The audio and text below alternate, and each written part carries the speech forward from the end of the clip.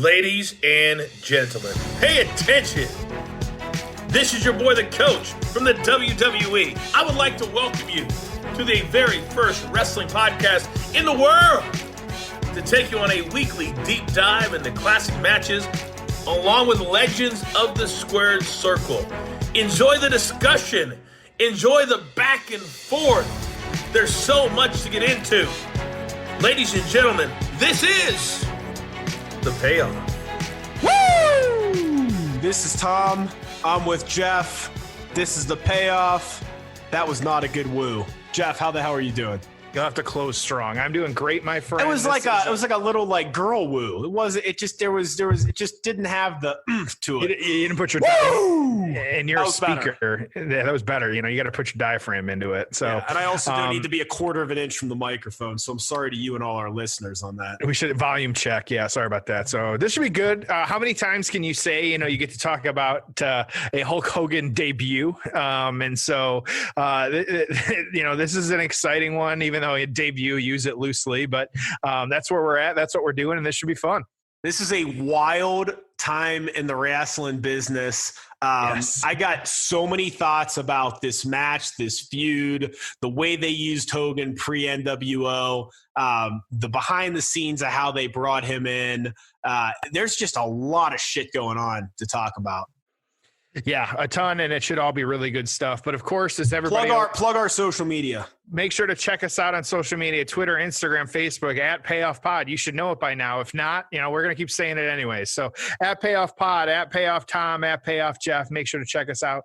Drop those reviews. We still see people doing that. We're gonna keep bringing you episodes, and we're pretty close here. We got a big anniversary coming up for ourselves here in a couple weeks here. So exciting stuff. We're at a year kind of bringing you these episodes. So we're gonna keep doing it though. So good stuff. So Tom, what do you got?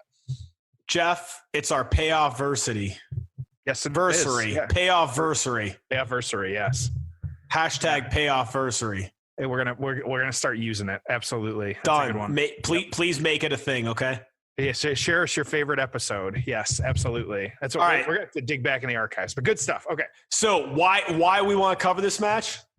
Why you want to cover it, my friend? Dude, because we should have got this match at WrestleMania 8 inside the Hoosier Dome. That's why I want to cover it. So the backstory is that, this is the biggest star in the WWF, Hulk Hogan, the biggest star down south in WCW, NWA, Ric Flair. Flair finally goes up to New York. He's there. You think you're going to get WrestleMania 8, Hogan Flair. You don't. They never wrestle outside of some house shows. I happen to be at one of them, but they just don't really wrestle the entire time he's there. It makes zero sense. And again, there's excuses for it and reasons and blah, blah, blah. These two should have been the main event of WrestleMania 8. They weren't. You think about those iconic Hogan WrestleMania matches of him and Warrior, him and Savage. Should have been him and Flair, man. And who knows what the hell could have happened, but we don't get it. It sucks. All right, so you've heard me say it before. I'll bitch about it again, but we get robbed of that. So he ends up in WCW, and we get this match. It's a big freaking deal. This is a company that was bleeding money. This is a company that was, if it wasn't for Turner, wouldn't have existed, right? They were being bankrolled by Turner. They were not a profitable business venture. So we get this match, and it's a big deal, and I'm excited to talk about it for that reason. So both these guys are still in their physical primes. It's really fascinating. What about you, Jeff? Absolutely. This one, yeah. Again, this is another one we talk about so much of, like Hulk, NWO and kind of, Hollywood and all this other stuff. But this was just one area where, how he came to WCW, and there's a whole lot that happened that we'll talk about in the build with that. Again, like bits and pieces, but not all of it. And boy, did they roll out the red carpet for him. And so they did a whole thing, which we'll talk about, but it's just one of those, the piece that while we know he came over, how he came over in the story is a piece that I just didn't remember. Yep. So let's get into the build. Oh, it's time for the build. All right, dude. So July 17th, 1994, Bash at the Beach 94. We're in the Orlando Arena, which I've been before because that was the old Magic Arena, Amway Arena prior to the new Amway Arena. The building's a shithole. And it reminded me of where I used to grow up watching hockey, the Civic Arena in Pittsburgh. But it was just one of those old cement bowl arenas. It was not a good venue at all. But that's where they're at. And Bash at the Beach was not at a beach. Okay, I hate to break it to you, but Orlando is not on the coast. So no. thought that was kind of ironic. 14,000 in attendance. This is a big money maker for the company. I'll get more into it. Some highlights of the card. We had Steven Regal, Johnny B. Bad, Vader and the Guardian Angel, who we remember as the Big Boss Man, Terry Funk and Bunkhouse Buck against Dustin Rhodes and Arn Anderson, stunning Steve Austin and Ricky Steamboat for the U.S. heavyweight title, Pretty Wonderful, full of Roma and Orndorff defeating Cactus Jack and Kevin Sullivan, and then the reason we're here, Hogan and Flair.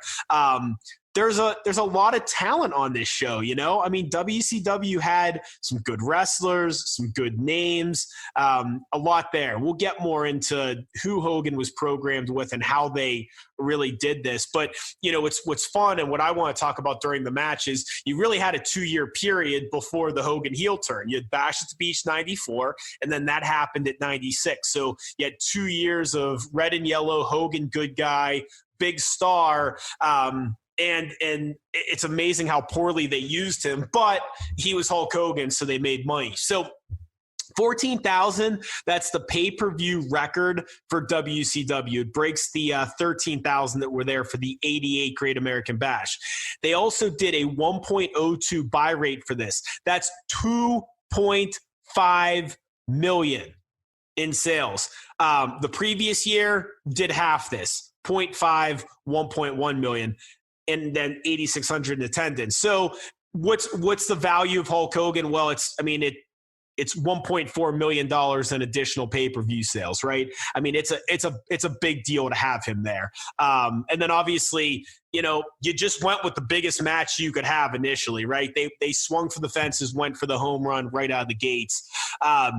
One of the things I didn't know, obviously, we've heard the whole courtship. Bischoff, Flair, they're trying to sign Hogan. He's at the MGM studios filming Thunder in Paradise. What I didn't realize, Jeff, is that WWF had 30 days to match WCW's offer. They obviously didn't. Now, basically, and I want to talk about this more during the match, but Vince McMahon in this era had a tendency to just be done with people, right? He's done with Hogan. Even around WrestleMania 17, 18, he's done with Austin. And part of me just thinks it's absurd, but we have to remember the business then was different, right? The Vince McMahon business model of the 1980s, the 1990s was your star has to wrestle 200 matches a year. They've got to headline every house show. They've got to be everywhere. They've got to be doing all the interviews. And so if your guy wasn't the workhorse, he really wasn't worth much to you. You didn't have the Brock Lesnar's coming and going. You didn't have the Goldbergs. You didn't have the Undertakers. They didn't have those types of attractions in these eras, at least. I mean, it just didn't happen. So, you think now, okay, now that we're in the network era, would Hogan have ever walked? No. Why would he have not? Because you would have brought him back 6 or 8 times a year. He wouldn't have had to wrestle on TV, and you could have gotten a long run out of him. You think about Steve Austin, and Conrad and JR were just talking about this when Steve Austin took his ball and walked home, because it was all or nothing. It was either you're going to wrestle 20 minutes on 6 house shows a week, or you have no place here. Now you can do the Lesnar model, and imagine Steve Austin's career if, his last 2 years or last year that he was in the business, if they would have said, hey, we need you for 8 pay-per-views a year. Shit, he might have wrestled another 5 years. He wouldn't have been burned out. He wouldn't have been on the road 250 nights a year. It would have been completely different. So you think about the future of the wrestling business, and how are the matches going to be different? How are the stars going to be different? How's the longevity going to be different if these guys don't have to either be all in or all out? So that's what I have for you, Jeff. you tell, and by the way, in the midst of all this, we have the Vince McMahon steroid case, and we have Nails suing him for, this whole attack. And then he said, Vince McMahon was sexually abusing me. I mean, it's just crazy shit, man. Crazy era. Hogan's jumping to WCW. The unthinkable's happening. Oh my gosh. What else did I leave out? Yeah, just kind of crazy stuff here with the build of just, like you said a little bit, this was the time where you had one of the doctors, he was the Pennsylvania State Athletic Commission, stating that he had been selling steroids to wrestlers and a couple different ones, but in particular into Hogan. And so that was a big piece of this with kind of what was happening. This is when he was in WWF, so 92, 93, dealing with that. A lot of, depending on, I say some of us older listeners probably remember the Arsenio Hall show, which was a late night talk program. That guy was so underrated. I don't understand why. And I think he may have come back with some Netflix stuff. Man, he was awesome. He was awesome. And there's some clips that have been floating around since where like he challenges some people in the crowd and like yelling at people and things like that for like, defending, like, yeah, it was really good stuff. Two of the guys that I just don't think got enough notoriety and I just thought were incredible were him and Norm Macdonald. Yeah, both of them. And Norm's another really good one too. And so, credit. I was like Craig Kilborn too, or not Craig Kilborn, Craig Ferguson. Yeah. So, good stuff though on that, but Hogan actually went on to the Arsenio Hall show because at the time he was one of the top late night programs. He would have wrestlers on from time to time, and it was really, he went on the show to kind of defend himself and deny the allegations. And so because it was so bad with this stuff with the steroids though, Hogan actually took some time off and kind of went away for a little bit. Like that's how bad it was, and that's an episode for a different day. Maybe we do a special one on kind of this steroid scale and what happened. There's some it was a court case and everything, and like there's pictures. I was kind of looking up some things of like, Dave Meltzer with this long like flowing hair, like sitting being asked questions and stuff, like just like real incredible, like the feathered, he looked like one of the Von Erichs. Like it was just incredible. So it kind of dealing with that, kind of seeing that. So that's, where Hogan was and taking some time away. So he actually came back a little bit.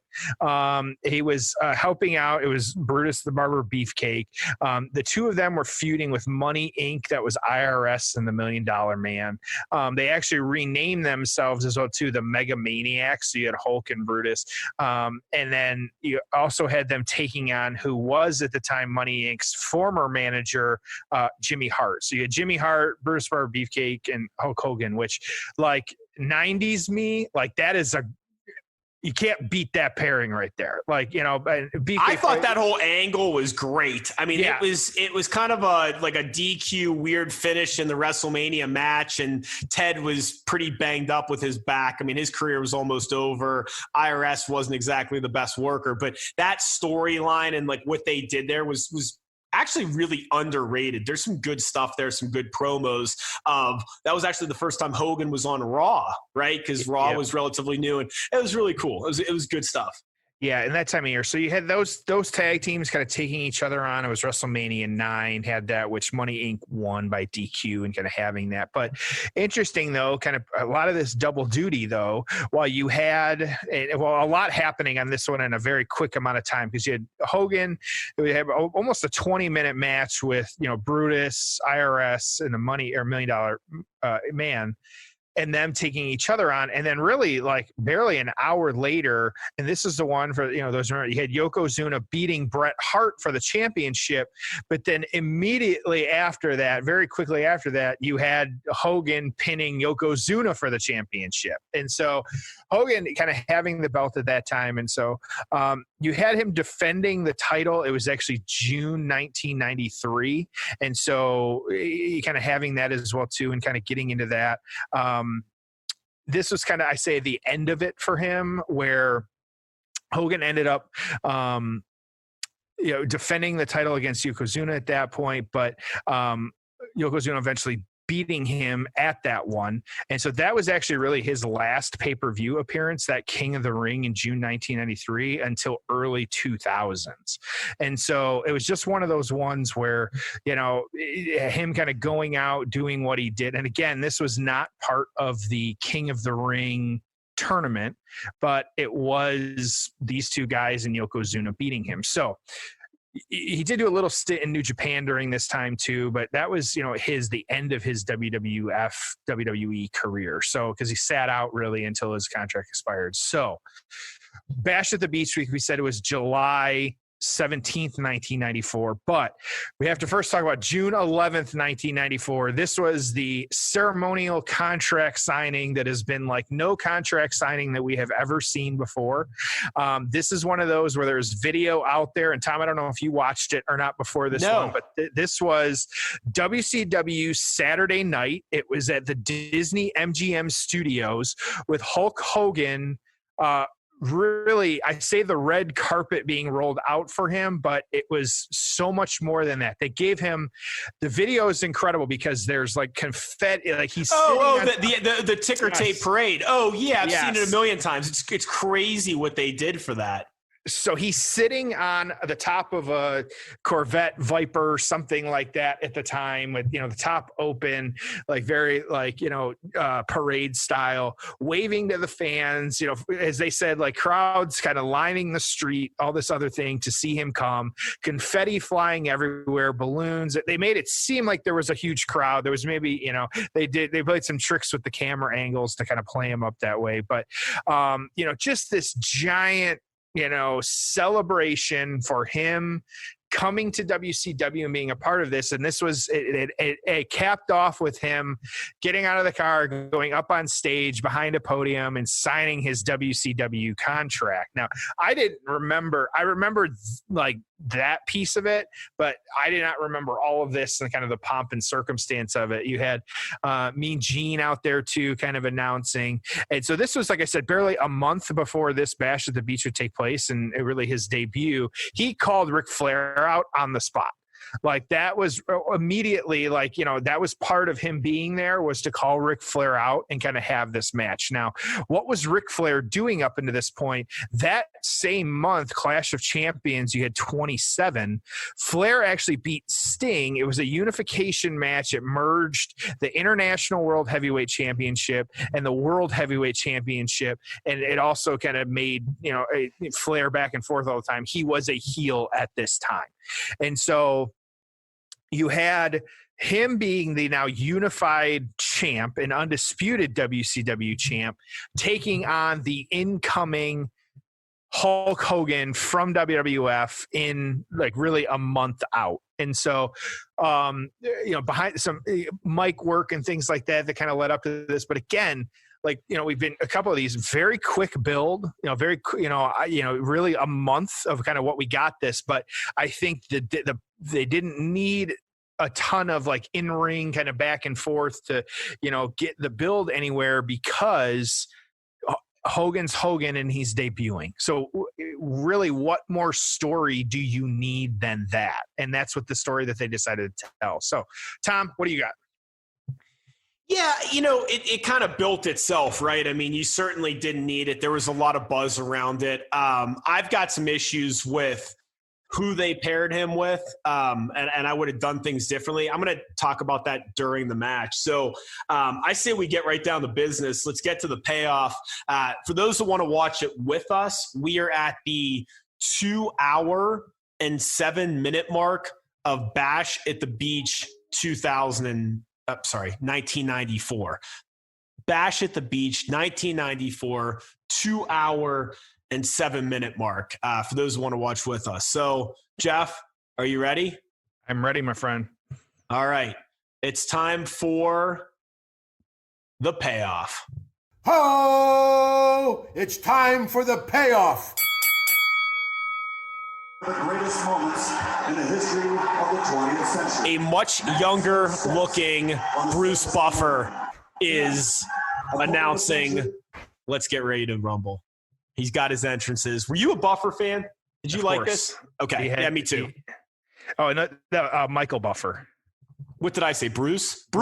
Is Bruce the brother that does the MMA stuff? Bruce does MMA, yeah. Okay, so this is Michael Buffer. Okay. Yeah, we want to make sure we get that. We know what happens with name mix-ups here. Oh, my gosh.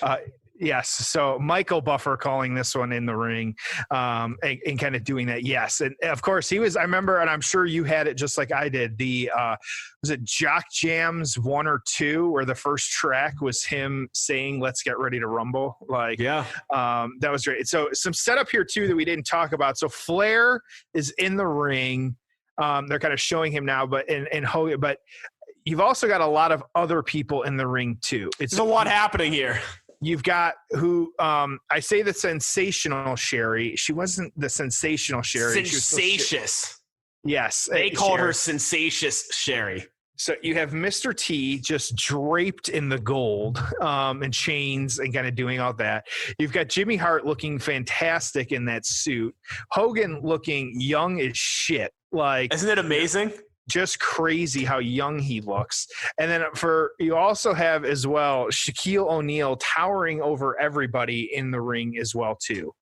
So just wrestling, man, just crazy times right now. Man, Hogan fired up. And you got one of the fans showing up with his wrestling buddy, showing it in the crowd as well too. So that's always fantastic. So Hogan's in great shape, man. Yeah, just crazy to think too, like you said, like this match occurring when it did. Even Flair looks really young too, which is just crazy to think, especially like these guys. They're in the prime of their careers. I mean, you could argue maybe a little past their prime, but they're still pretty much in their prime, man. This is 1994. They both look great. They're in fantastic shape. I mean, everyone wanted to see this match.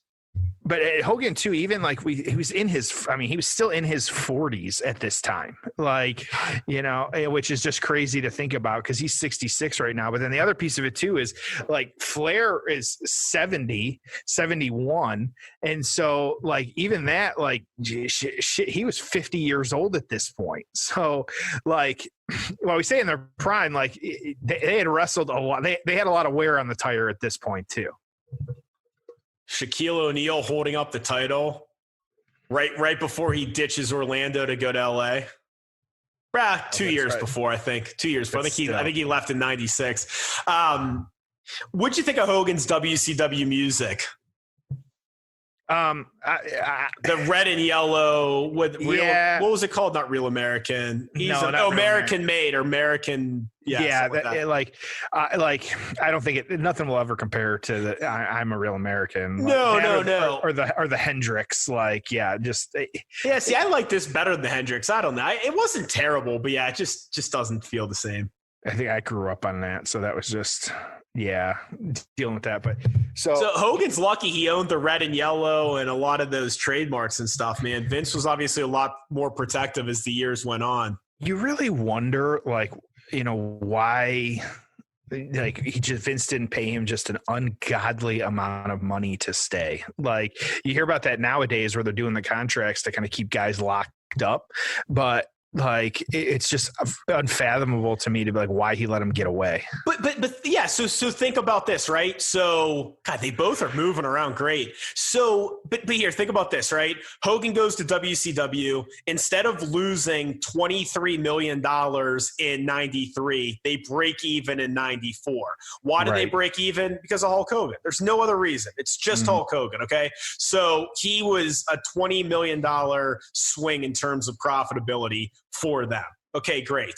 So then 95, they get better. 96, they get the NWO and take off. 97, they're kicking Vince's ass. 98, you know, before Austin comes along, they almost put Vince out of business. So Vince's ego causes Hogan to end up in WCW and almost puts Vince out of business because of it. So should you have paid Hogan more? Yeah. Should you have rode him into the ground? Yeah. I mean, think about Hogan physically. You could have gotten matches out of him at WrestleMania 10, 11, 12, 13, 14, 15, 16, 17, 18, 19, 20. Okay. So you had another decade of Hulk Hogan. Gosh, we don't know what to do with Hogan anymore. You know, people are sick of the red and yellow. Okay, then you turn him heel. I mean, they talked about that at, you know, WrestleMania 6, 7, 8 range. They talked about turning him heel right after the Warrior match. So, you know, you could have used him as an attraction, used him as the Babe Ruth. I mean, there's things that you could have done. So it's not 20/20 hindsight. You look at the guy, he's 6'6", he's in great shape. You could have done a lot with him, but turn him evil, feud him against Bret Hart. I mean, there's just so much that could have been done, but instead you cause all this to happen. Which in the match, kind of slow start here. Hogan mimicking Flair, kind of doing the strut, the woo, things like that. Just want to see really slow start. Really slow start. So, I'm with you too, but I think it speaks to, and we've seen it, like Vince's inability to pick a lane on some of these people, because you've got like, whether they're going to be a face or heel. Because how long did we talk about, is Cena going to turn or not? Like, and even then, like Seth turning or not, he's like, well, what do you guys think? Like, they're so non-committal about what they're actually doing in the role. Like, it just doesn't make a ton of sense. I think it speaks to it. Like, Vince he wasn't going to pull the trigger on that. Now, I don't know if you saw recently too, and of course it's been in the water forever now, like the Mount Rushmore of wrestling. I feel like people talk about it the last 6 months, but like, so Flair named 2 of his Mount Rushmore. And he said he couldn't name a number 3 or 4. He didn't know who number 3 or 4 would be, but the 2 that he did name was Dusty Rhodes and Vince. Oh, so, and he was taking it as creativity and not just wrestling, which fair. I guess you could say that, because I think if you take like just creativity and creating wrestling what it was, I think Vince has to be on it. And feel free to debate me online, but I think that's just one of those where, and I find it interesting too, Flair not being able to come up with 2 more people that should be there. Hell, list your name or list your own name. Like, that would have made sense. Yeah, no kidding. So I want to – this is a good opportunity to do this because it's a slow start to the match. Yes. Let me walk you through. So basically, Hogan debuts Bash at the Beach 94, and we know he turns heel Bash at the Beach 96, okay? So there's a 24-month period where Hogan is in WCW in the red and yellow, and, obviously biggest wrestling star in the history of the business. What do you do with him, okay? Now, let me start at the outset. I believe putting him and Flair together for this first match was a huge mistake. I would have kept Flair champion and built to them at Starrcade, which would have been another 6 months from now.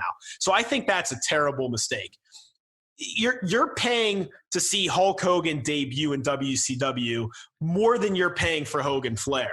So What I would have done is at that ticker tape parade, you have Vader attack him. Interesting. Okay. Okay. And maybe there's someone else, but on that roster, you look at it and it's like, man, Vader's just a big ass bastard heel. Why don't you start off with Hogan Vader and have Vader attack him? And now you've got a reason because a couple things. If you're giving Hogan the title shot in his first match, it makes it feel like big fish, small pond. But if you have a guy that's physically bigger than him, like a Vader, you're like, oh shit, like that's a big ass heel. That's more of a threat than Sergeant Slaughter or Sid or the Ultimate Warrior. Like this guy's unlike anyone that we've seen in WWF. Like he's the size of, a King Kong Bundy or an Andre the Giant. So that's what I would have done. And I would have taken that feud to the fall. He overcomes Vader. He beats him in a regular match, beats him in a cage. Maybe him and Savage team together to beat Vader and someone else. And then you get to Ric Flair, Starrcade, biggest match in the history of wrestling. Flair looks solid. He's ready to go. Hogan's now getting a shot, and you crown him at your big WrestleMania. That's what I would have done. Instead, Hogan debuts, you get this match immediately, okay? Then we go to Fall Brawl, Hogan's not on it. Then we go to Halloween Havoc, and it's a retirement cage match against Flair. So you're going back to that match. Starrcade, guess who he wrestles? Starrcade 94 in December. Brutus Beefcake, known as the Butcher. Yes. So that sucks, right? Obviously. Then we go to Super Brawl, we get Vader, finally. That's in a DQ. Then we get uncensored strap match against Vader. Then we get Slamboree, him and Savage against Vader and Flair. He's not on Great American Bash. Then we get a cage match against Vader, Bash 95. So they're just no heels for him, right? They go over to Korea for that big 2-day event. Hogan's not on it. Then Hogan's involved in the War Games at Fall Brawl 95. His shitty, horrible, terrible match against the Giant at Halloween Havoc. That was that controversial, off the building bullshit, horrible. Vacant title, so World War III, Savage wins the title. Last eliminated the one-man gang. That must have been suspenseful. Hogan's not on that show. Hogan's not on Starrcade either. I'm guessing he was filming something or he'd used up all his dates. Then we get Hogan Giant in a Super Brawl cage match. No title involved there.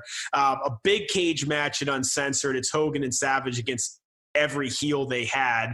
He's not on Slamboree or Great American Bash. And then boom, we have 96 Bash at the Beach heel turn. So you just screwed this whole thing up, right? I mean, his first 2 years in WCW mostly sucked, but because he's Hulk Hogan, they still made money, they still drew, but fans were sick of the red and yellow by the end of it, and, you know, it was great that he turned heel. But I would have debuted him against Vader. I would have gotten a few matches out of that. Then I would have built to Flair, and then I would have tried to turn someone else heel to feud with him. You could have gone back to Savage as a heel, but probably not because the Slim Jim contract. Maybe Luger's a heel. Maybe Sting's a heel. Maybe you bring someone else in that's a big bastard. Giant obviously was not ready to wrestle in front of an audience, but you know they fast-tracked him to the roster. So those are my thoughts. I know that's a lot, but when I tell you all that, what do you think? I like, if nothing else, I kind of hear some of the names that you're kind of saying and kind of who their talent was at this time, but like, how did it not go off? I mean, they did kind of take off at this point, but like, how are they still not around? You know, I mean, I get it. We know all the story now and kind of what happened and things like that, but like, just in sheer talent, like, man, they were better than WWF in a lot of ways. Like, oh, and I mean, you had all that, but then remember, you also, of guys I didn't mention, you also had Steve Austin, you had Ricky Steamboat, although he would end up, you know, having a career-shortening back injury. You had Rick Rude around this time, again, until his back injury. Johnny B. Bad, Steven Regal, you know, Harlem Heat's coming soon. Road Warriors were still involved a little bit. They were kind of bouncing around. Arn Anderson, some Four Horsemen guys. I'm probably leaving some other guys out, but there was talent, man. And then remember, they had money because of Ted Turner, and they had a good TV contract that eventually became better when they got on Nitro. You had Pillman, you had Liger, right? Yeah, absolutely. Yeah, I mean, and then obviously everything that happened. I mean, look, they did a lot of things right to make, you know, hundreds of millions of dollars, but then they also really did a world-class job of screwing it all up. Yeah, absolutely. And so, in this match too, like, we haven't talked too much about this match because there's not really a lot. I mean, they're wrestling, but there's not a ton of action. Like, you know, they're kind of having spots and stuff like this. And I think it speaks to probably the fact that we've got a 40-year-old and a 50-year-old. Crowd's pretty silent, man.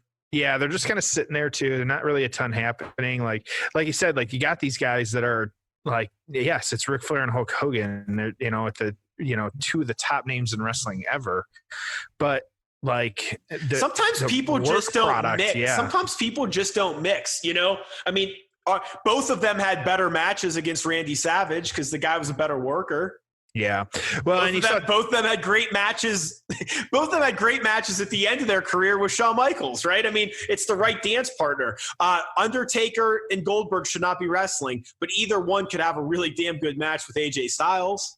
Right. Absolutely. And that's what it really boils down to, is who do you put them with, and kind of, you know, can they get a good match with each other? You hear that a lot of times, like Kurt Angle getting a good match out of somebody. Like, there's just certain wrestlers that are always going to get a good match out of someone. You know, Michaels is probably the top of that mountain. Like, you know, and yes. AJ is probably nipping at his heels the longer he's going to be in wrestling. And so Daniel Bryan, yeah, always going to get a good match out of somebody. Just one of those CM Punk, things. Kevin Owens, you know, there's some guys out there that they just don't have bad matches. And part of this too, I wonder how much of it plays into, like, we've got the reverse of like, time of like, the expectation, like we knew what this match is and kind of what it's done, over the years and the expectations that were there. And I know recently, like kind of AJ was talking about his WrestleMania match with Nakamura, and he's like, there's just no way it could have lived up to the expectations no matter what we did because of what they did in New Japan and kind of working together and things like that, which is that also banned from AEW, Linda Hogan sitting in the front row right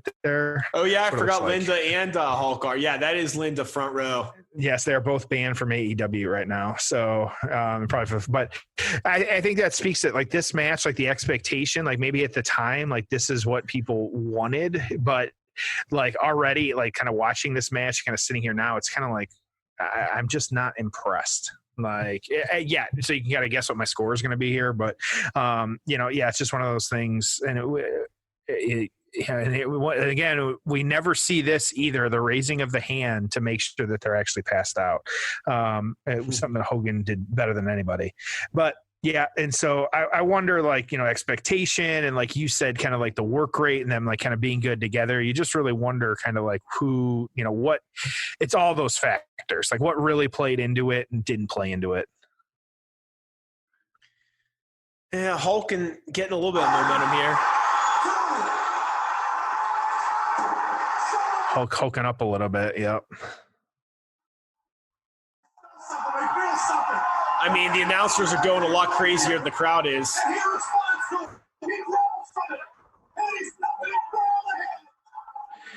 Yeah, and that's the thing, like you're saying, like the crowd just not even a little bit cheering a little bit here, but they're just not losing their mind like you might expect. Yeah. So let me hit you with something. Go. Is Sensational Sherry one of the most underrated managers of all time? Yeah, probably. I think so. I think we've seen her get involved in a couple different matches right now since, and I think this is just one of those where, yeah, like, just super underrated. And like she's been involved in very big moments too. So and there's one of those like, and managers, valets, whatever you want to call it.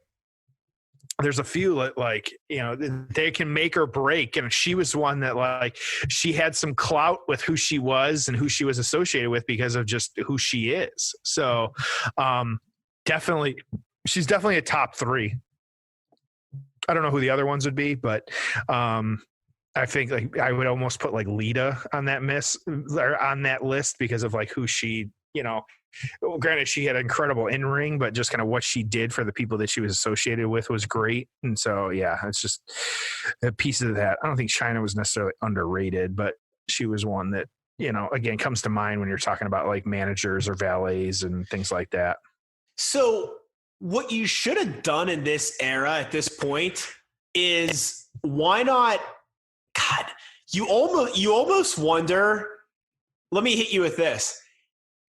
Did they miss the mark by not doing the NWO 2 years earlier? And what I mean by that is, like, why didn't they bring in Hogan as the outsider and come with Savage? You know what I mean? Like, what if they had like the 3, and I'm not saying they had to be heels, and I'm not saying it's exactly the NWO, but to me, this feud has more juice on it if it's like, hey, you're coming here from up north, and we're going to kick your ass. Yeah, and even if it wasn't NWO, like how do you form some kind of faction to make it a bigger deal at the time? Yeah, it's that what if you wonder, like, if they had pulled the trigger at a different time. There's the big boot from Hogan laying it out. When does he ever pin someone after the big boot? And Sherry, and here we go with a little bit of interference. Sherry pulling the referee outside of the ring after Flair suplexed him, and Jimmy Hart taking just a terrible punch from Sherry. Tom, would you wear the suit that Jimmy Hart is wearing with the Hulk Hogan airbrushed all over it? Now that would be a good Halloween costume. That would be one. Yep, that's one. Sherry diving from the top of the rope onto Hogan as Flair was in a prom gown. Yes, in a gown. Yeah, credit where credit's due. We say underrated, like it just working. Hell of a work rate right there. Just fantastic stuff there. Yeah. So is this one too? And we know we got it at Saudi, like these guys kind of like team captains. Is there, and especially with Hogan's outside of the ring antics, is there any way to like successfully bring these guys back at this point? I mean, I know people roll their eyes and think it's absurd, but it's like, I want Hulk Hogan to have one more physical altercation at WrestleMania. Does it have to be a one-on-one match? No. Could you put them in a tag match? Maybe there's no chance of it. But dude, I mean, at the very least, if you could do, you know, your Baron Corbin type cutting the heel promo, Hogan comes out, American flag in the background, you know, red and yellow, real American, big boot, body slam. I mean, that's his like physical WrestleMania send off, right, man? Like, I'd love to see something. Do you think he does it taped? Do they do it like an Undertaker type thing? No. You want to see him in the ring wrestling one more. Sure, pulling her stocking off to choke Hogan with his Flair distracts. If it's not a match, just something physical, just one more time Hogan getting physical in the ring. I'd love to see it, man. But yeah, I mean, I think at this point, you know, I mean, they're at an age where their last appearance is not going to be their best appearance, right? I mean, even Undertaker, when Undertaker retires, he's still going to come out in the full garb and give someone a tombstone 8 years from now. Yeah. God willing. Right. Yeah. And that's just one of those, like, and granted, you know, especially watching you and I both have been watching the Last Ride stuff and kind of seeing, I get it too. Like some of the, part of it is he doesn't know when to quit. But then part of it too is like, I get it. He wants it's a vicious cycle. Like, Kelly said, of just like, not Kelly. Oh my God, his wife's name escaping me right now. But Michelle McCool. the double M's, double K. Yeah. Sorry about that.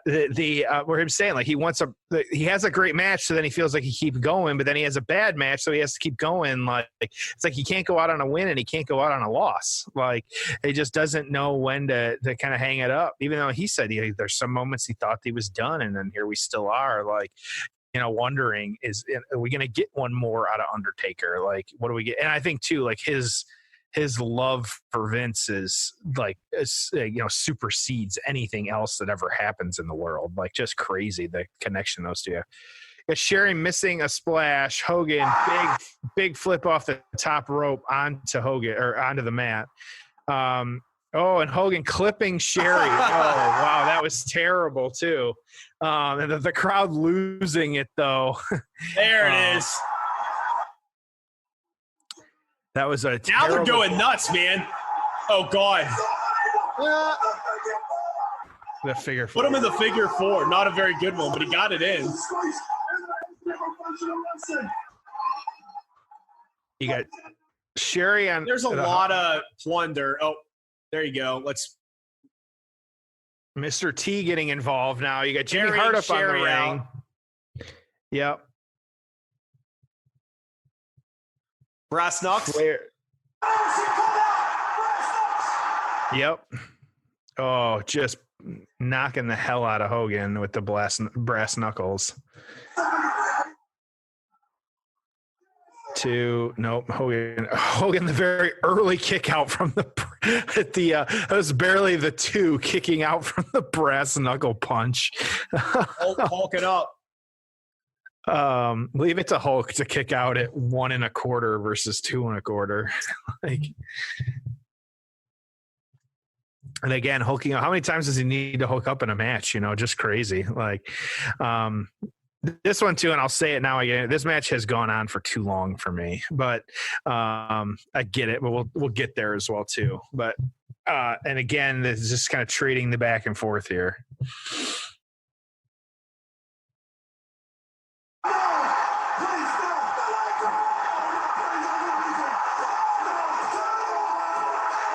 There you go. The 1, 2, 3, and the crowd losing it.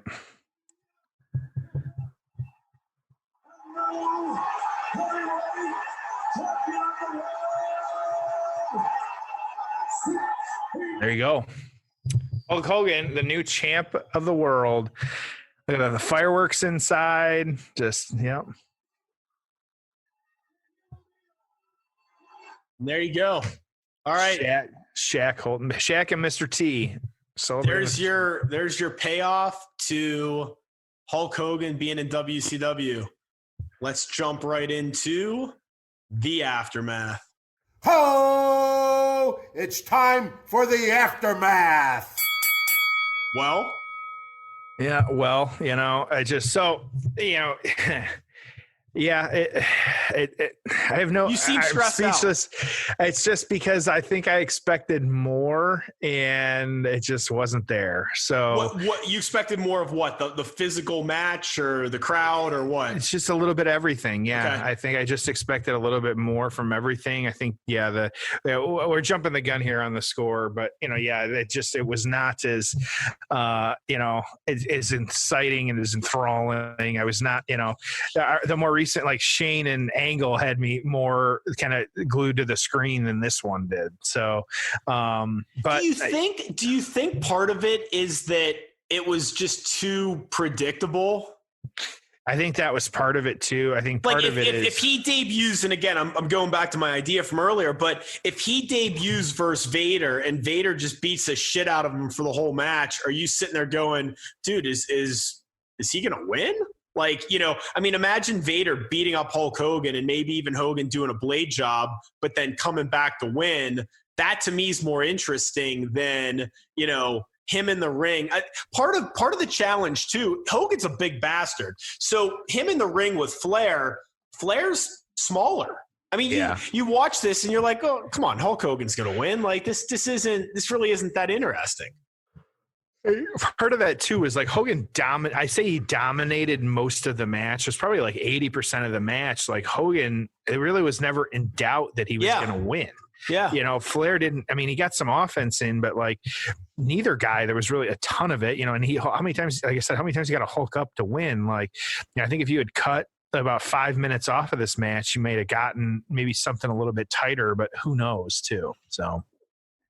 But so for the straight up aftermath, though, what we got here, of course, Flair has now left the ring. He is losing the WCW World Heavyweight Championship after we said it kind of got the unification just a month before and things like that. So the two of them, though, really continued to feud quite a bit over the year, really the next year or stuff like that. So again, like we said, like this match, it was really summer 1994.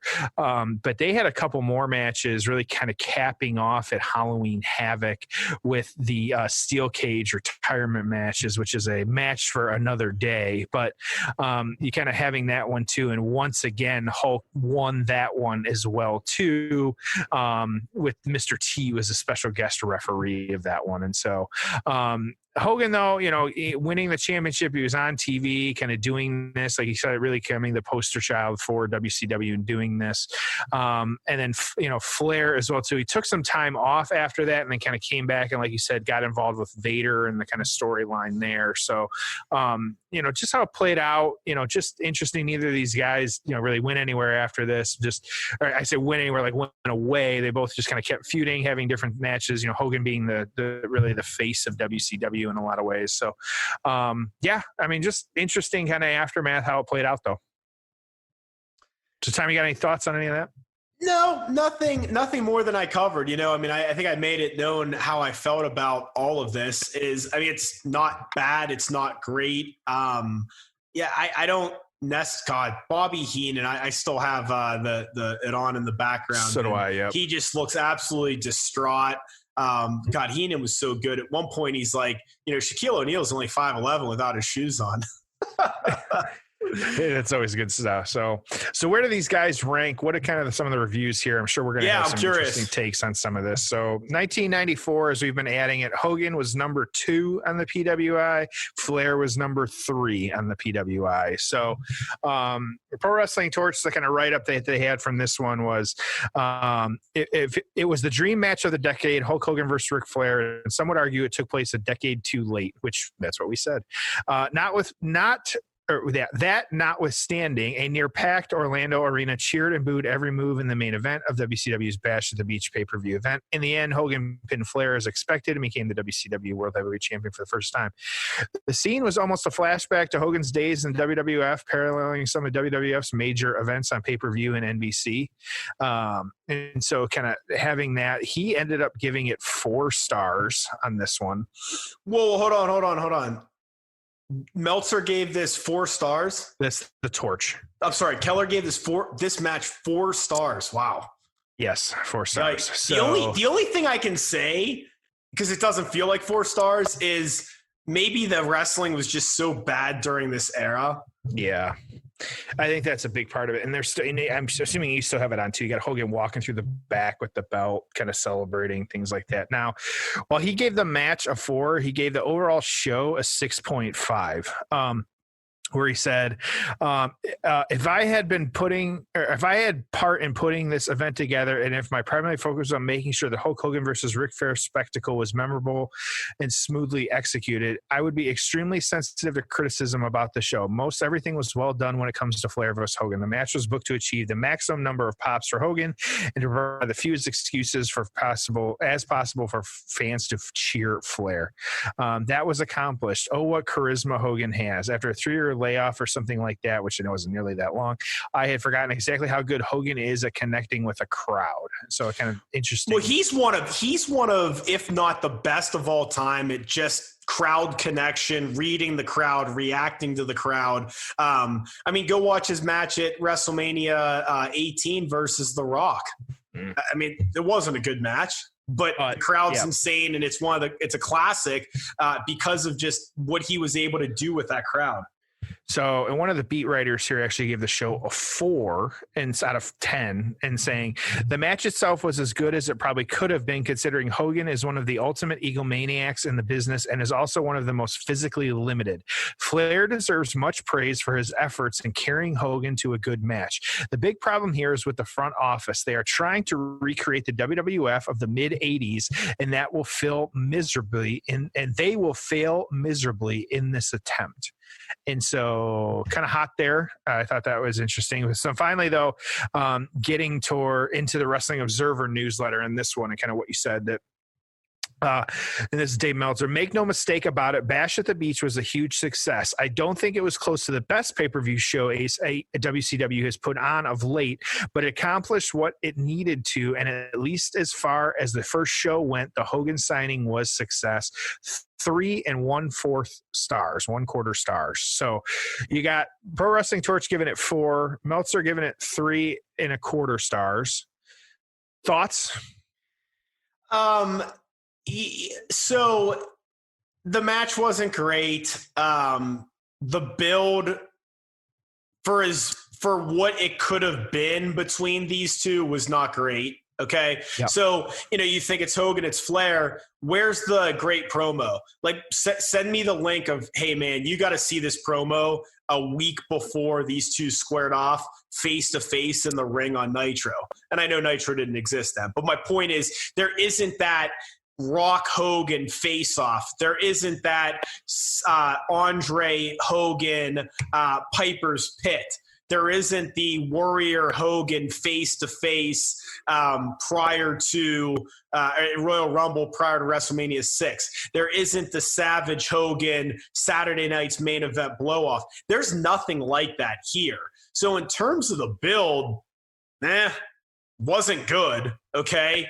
The match, crowd lit up at the very end, but it was not a good physical match. I mean, even by Hogan standards, it was not a good match, or above average match. And then the aftermath and kind of what they did with these two wasn't that great. So the Hogan WCW debut, from a historical standpoint, it's massive. What it did for business, it's massive. But the reality is that this, if you just look at it from a wrestling storyline, wrestling match standpoint, and don't worry about the business and the numbers and what would happen, doesn't really do much for me. So with all that, I'll give the payoff a 6. like, I don't want to say it sucked, and there is some historical significance to it, but if you look at it in terms of all of Hulk Hogan's body of work during this era, let's just call it, mid 80s to mid 90s. Yeah. Certainly not above average. Okay. I mean, if you hold this match up against his WrestleMania matches in terms of wrestling, in terms of build, in terms of crowd, it's not there. So yeah. I'll give it a 6. What about you? I'm actually going to, I'll come right out. I'm going to give it a 4. Okay. I'm going to go much slower. I think that you're right. And I agree with you on you busted your nut too quick. Like, there's no other way to put it, of just like, it was kind of like the Fiend type thing. They gave it to us so quick, we didn't have time to even enjoy it. And by the time, and then, you get all this terribleness that comes after it. And so, and it's just not what, it's just not what I want to see. It's not what I expect. I thought there was a little piece of this too. Like, we talked through the card itself a little bit, but one of these pieces, and I kind of think it speaks to the long-term thinking of WCW and what we were getting. And so this show would have been a perfect opportunity to really show off their talent roster outside of Flair and Hogan for all of the pay-per-view purchasers who WCW would hope by next year's Bash, which wouldn't have Hogan Flair as the main event. Not enough is done on the undercard to get viewers excited about WCW's new generation. Steve Austin was in a very good match, but wasn't featured as the next major star, which we know what happened there. Sting wasn't on the show. Brian Pillman wasn't on the show. What was on the show was a series of lame finishes, old wrestlers, and worn out match storylines. Nothing to get excited about. I wonder, is that kind of where just I'm at, and like watching some of these, I just really don't want to watch Hogan Flair anymore. I'm excited to kind of learn about it. It's just part of wrestling history, but at the same time, like, it's just, I know that the in rink, and I think the longer we've done this show, the more I realize just how limited Hogan is in the ring, like, and kind of what he's doing, and kind of, his interactions and things like that. So, but he's still Hulk Hogan. I get it. But yeah, so I'm gonna go with the 4 on this one. It's just, I just can't give it more than that. There were some good moments. I said good moment in the build with like how they introduced him, but like you said, they should have. If you're gonna make him, he just didn't turn out to be the kind of superstar, at least right away. And having this match, the superstar that I would have hoped for, even though he's Hulk Hogan. So. Yeah, I just, again, if within reason of knowing who's on the WCW roster at the time, to me, I just see a bloody Hulk Hogan overcoming a shit kicking from Vader. Because that's a match you had never seen before. Yeah, and that makes sense. And they've never been in the same promotion before. I mean, right. So, and again, I think you do 1 million buys. Don't get me wrong. People want to see Hogan Flair, but I think more importantly, how's Hogan going to be in WCW? What's the presentation going to be? Is he going to wear the red and yellow? What music's he coming out to? Is he going to win? Hey, I'll spend $25 and give this thing a flyer and see what happens. So yeah, yep, absolutely. So.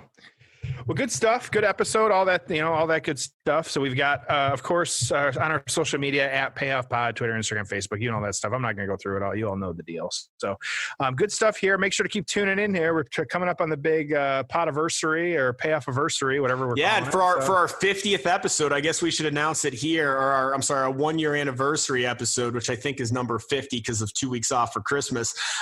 We're going to cover this Hulk Hogan versus the Butcher match from Starrcade 94. I'm just kidding. Super exciting. I'm looking forward to that one already. All right, dude. Good stuff. Everybody. Yeah. Anything else? No, this was great. Thanks everybody as always for kind of tuning in. Tom, I'll let you send us home. All right. As always, thank you for joining us on The Payoff.